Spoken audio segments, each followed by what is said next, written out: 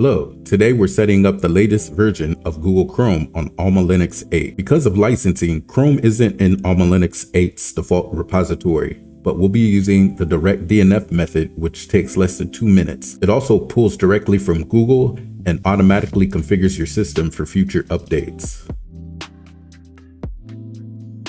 First, let's open a terminal. Before installing any new software, it's always good practice to update your local package index. Run this command to update your packages. If prompted, enter your password. Now our packages have been updated. Now for the main step, we're going to install Chrome directly using DNF with Google's official 64-bit RPM link. Run this command.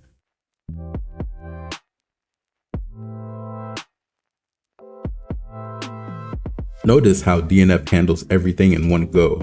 It downloads the RPM, fetches the required dependencies, installs the browser, and silently creates the official Google repository file in the background. Once the installation is finished, let's verify that everything went smoothly. We can check what version of Google Chrome was downloaded. Run this command.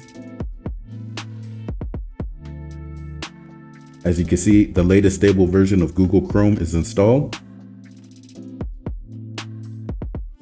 Now let's go to our Applications Manager.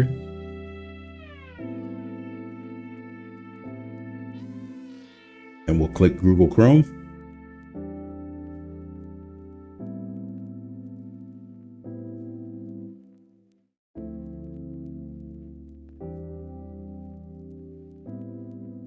And as you can see, we have the latest stable version of Google Chrome installed.